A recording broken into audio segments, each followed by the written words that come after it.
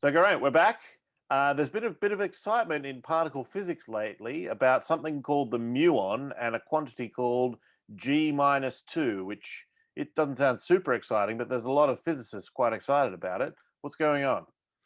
Okay, so yes, there's been a lot of excitement, but as we've noted before, there's been a few spikes in excitement around particle physics for a couple of reasons. Number one is that we've got this thing called the standard model of particle physics, this mathematical rule book that tells us how fundamental particles, the quarks and the electrons and all these things kind of behave.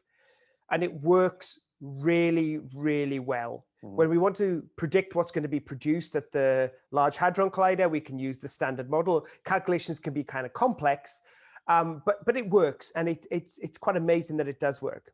But having a theory that works whilst is satisfying doesn't give you any directions on where to go next. And we know that the standard model cannot be complete because we know that gravity is not in there, and dark matter is not in there, and dark energy is not in there. So people are looking for cracks in the standard model to tell us where we can take the mathematics next, such we can better explain the universe. Okay. Right. So the stuff that's in the standard model is basically we break stuff apart, take whatever you like, a glass, and break it into bits. And at the smallest stuff we've ever broken stuff into, that's the stuff of the standard model. Electron, quarks, all that stuff. Right. Absolutely.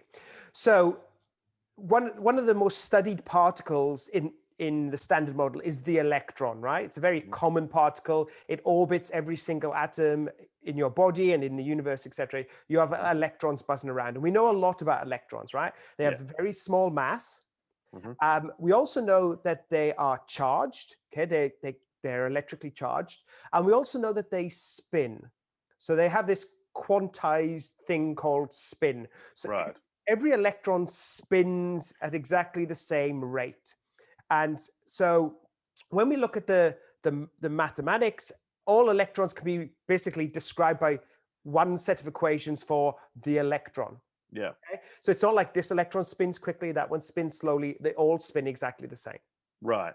Now, when you take a charge and you spin it, what you produce is a current, and that current produces a little magnetic field. Right. So a current in the sense of like a current in a river, except it's not water flowing, but charge. Charge flowing. Charge flowing. I should say there's a wonderful quote about the electron spin, and I forget where I saw this, but it was basically, imagine that the electron is a small ball of charge and it's spinning, except that it isn't and it doesn't. Yeah, exactly. So the weird thing is we sort of take that picture and then we turn it into quantum mechanics, and somehow it still works whilst not being an accurate picture of what's going on. But that's just the weirdness of of quantum mechanics. Yes. I'm going to get a T-shirt made, and it's going to say on it, before starting any discussion on physics, define what you mean by real, right? Because when you get down into this quantum realm, talking about things like little balls and charge, etc.,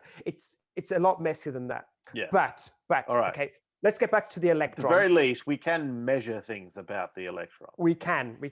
And so one of the things that we can do is we can put an electron, which is spinning, and so it's got a little magnetic field, into a bigger magnetic field.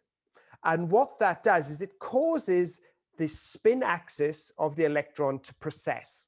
So it goes round and round. Now, in the same way as that the North Pole of the Earth is spinning, the North Pole actually spins around as well on a time scale. I think it's once every 26,000 years. Yes, that's fair, right? Yeah. So the fact that the Earth is spinning and it's in a gravitational field means that its spin axis precesses. And the same is true for the electron. And if you wanted to do a classical picture, I try and use the rules of just Newton to describe the spin of the precession of an electron, the answer would be exactly 2 in appropriate units. Yeah, right. Okay. So what we've got is we measure this thing, it's the gyromagnetic ratio, okay? And it should, in classical physics, have a value of 2. But we know that on the quantum scale, we can't use the rules of Newton. We need to use quantum mechanics. And when we take our electron and it's in its magnetic field and it's processing around, it's not on its own. Now, in classical physics, a vacuum is empty space, nothing in it. In quantum mechanics, empty space isn't truly empty because quantum mechanics says that there's this statistical way that things can pop in and out of existence. So when our electron is processing, it's interacting with the magnetic field, but it's also sort of feeling the quantum vacuum around it. Okay. And that alters the rate at which it can process. Okay. So you can use the laws of quantum mechanics, quantum electrodynamics, to calculate the effect of the quantum vacuum on the processing electron. And this is this quantity called G minus 2. G is the gyromagnetic ratio, which is 2 in classical mechanics, minus 2 to get rid of the 2 part. And then you're left with a bunch of corrections which you calculate from your rules of quantum mechanics. Right. So classically, G minus 2 would be 0. So anything that's not 0 is just there because of quantum mechanical weirdness. Absolutely. Absolutely. Right. But the funny thing about this weirdness is that you can do the calculations for the electron and you can do this calculation for the corrections to the spin of the precession of the spin. And you can calculate it out to around 13 decimal places. And it agrees exactly with experiments. Yeah. Right.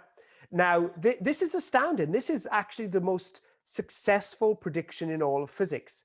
Right? We're astronomers, right? You get things right to a factor of 2, you tend to be happy. Yeah. But, quantum physics, precise measurements, immense number of decimal places, ching, it works. It's like someone guessing your phone number. It's it's sort of that many digits-ish. Yes. Yeah. So that's been one of the great successes. Then this has been calculated now for decades, and people have been measuring the properties of the electron. So now we need to talk about something called the muon. And what we mean by this particle called the muon is that in the standard model of particle physics, things come in threes. We don't know why they come in threes, but they come in threes. So they call them generations. You have your first generation, which contains the up and down quark, which is what's inside of all of the protons and neutrons in your body. Yep. The electron and the electron neutrino. So that's the first generation. Right. Then you go up to this next generation, and that's when you get the strange and charm quark, the muon, and the muon neutrino. And essentially, these particles, one level up, they look a lot like the guys in the first generation, but they're more massive. And in particular, the muon is like a chubby version of the electron. Right. So it has more mass, but overall, the rest of its properties look very, very similar to the electron. Right. Yeah. But they live for a very short time, only about a millionth of a second, and they decay into electrons. So this is one of the things that happens. They have a short lifetime and they decay. Right. But it's just a chubby version of the electron. So it has charge, it is spinning, and that spin produces a little magnetic field. So if you put a muon into a big magnetic field, you expect that it will precess also. Yeah. Okay. Its precession rate will be different because of the mass, right? But there's still this G minus 2. So you expect it to be 2 plus then you got your correction terms. Yep. Okay. Now, this is what these new experiments have been measuring, is what is G minus 2 for the muon. And you would expect that if your standard model was worked as well for the muon as it did for the electron, you would do something similar. You would calculate out to 13 decimal places, whatever, and there would be a perfect agreement between your experiment and your theoretical calculation. Right. But there's not. But there isn't. Ooh. There isn't. So the first few digits, I think the first 7 digits work. But then after that, the digits in the prediction and the digits in the measurement, they diverge. Right. Now, this is way out to say, as you said, this is like guessing your phone number and getting the last couple of digits wrong in the phone number. Yeah. But what has happened is that the differences become significant in a statistical sense, i.e. you wouldn't expect this from random chance that it would be this different. That some people have proposed that what this means is that the quantum vacuum as seen by the muon is different to the quantum vacuum as seen by the electron. i.e. because the muon has more mass, it interacts with other aspects of the quantum vacuum that the electron, being so light, doesn't get to see. Right. So we could sort of think of that like you were saying before, there's the electron or the muon, and it can feel not just an empty space around it, but there are these sort of pairs of particles and antiparticles that can exist for a short time, and those actually do have an influence on the way that these things spin and process. So if we want to know the effect of that, what the vacuum does to these particles, we need to know this kind of stuff that can come in and out of the vacuum. Yes. And so if we're getting the calculation wrong for the muon out at its larger masses, higher energies, E equals mc squared and all that, that suggests there's something happening in the vacuum that we don't know about. That's right. Okay. And the big question is, what is that something? And of course, we are then entering the realm of particle physics speculation more than anything, right? What could you have? Well, you could have massive particles which aren't in the standard model yet, right? So you could imagine that there are bigger versions of quarks or other stuff that are popping into existence which the muon sees and the electron doesn't. Right. Or you could get these other massive particles which are the bosons. These are things like photons and gluons and W and Z. These are the force carrying particles. So if the muon is seeing a force carrying particle which is not in the standard model, that suggests that there might be other forces that exist in the universe. And we haven't quite gotten to the energy scale yet where we can really sense those. So people are very, very excited. Now, excited. They're exciting as well. And they're exciting. But one of the things that puts a slight dampener on the entire thing is the fact that the same day or within a few days of the experimental result being announced, a new result came out on the theoretical calculations. And what they pointed out is that calculating the correction effects for the muon is hard work. Computationally, it's hard work. So it's not something you can sit down with a paper and pen and just solve. This is now, you have to do simulations of the quantum vacuum on supercomputers and calculate the various effects. And as you know, computers have issues with numbers and numbers of digits and all this kind of stuff. And they've pointed out that there is actually an uncertainty on the theoretical prediction, which potentially is quite big and might overlap with the experimental results. Right. So anytime you do an experiment, we're familiar with the fact, well, you should be familiar with the fact that there's a finite amount of precision there. So whatever ruler you're using, whatever experiment, you'll never get everything precisely. I think you told me once you had a student, this might have been you, maybe someone else, in a practical lab claim they could measure an angle with a protractor to within 1/10 of a degree. Yep. You had to explain, no, you can't. No. But even then, there's some level where you can measure it this accurate and no more. So if you want to say, theory says this and experiment says this, well, actually, experiment says this. And the other thing we have to worry about in this case is actually you won't get a perfectly precise prediction from the theory either, because we've got all these other issues that make it difficult. So theory says this. So if those two are definitely not overlapping, we've definitely got a disagreement. But if this needs to be, if they're actually just a bit, once they start to overlap, you might think, oh, okay, actually, I can't say definitely that they're inconsistent anymore. Yes. So this is where we sit now with this G-2, right? Because if there really is a discrepancy between the experiment and the theory, then the experiment is telling us something about what's in the quantum vacuum, which could be telling us something about the buzzword is new physics, right? Physics beyond the standard model. Or it could be telling us that we need to do more work in our theory. right, and get the theoretical predictions. And with all of these things, right, what we need to do, of course, is we need to take more data. So they're going to run the experiments for longer. That tends to shrink the uncertainty on the measured values. Yeah. But sometimes the measured value moves around as well. So we have to see how that goes. Yeah. And we have to keep improving the accuracy of the theoretical calculation and keep pushing the accuracy of that down. And again, this now takes armies of physicists writing computer code, running simulations, just trying to work out what the theoretical prediction actually is. So we don't know yet if this G-2 thing is a window on new physics, but there are hints there. But one of the lessons that you learn when you watch particle physics and even cosmology and astronomy, hints come along all the time to eventually just fade away back into the background. Yeah. You know, once you take more data, their statistical significance disappears. If it's like this, and then we narrow things down, and then suddenly, oh no, we're fine. Yeah, that's what you don't want. What you want is this, and then oh no, there's definitely something wrong.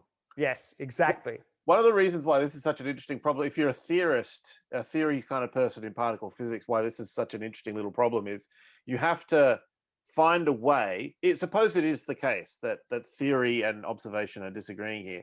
You have to find a way to correct the muon calculation without messing up that electron one, because that one's still good. Oh yeah, why you need stuff to happen at higher energies as well. That's why it's such an interesting. It's not, oh, everything's wrong, we just throw it all out and start again.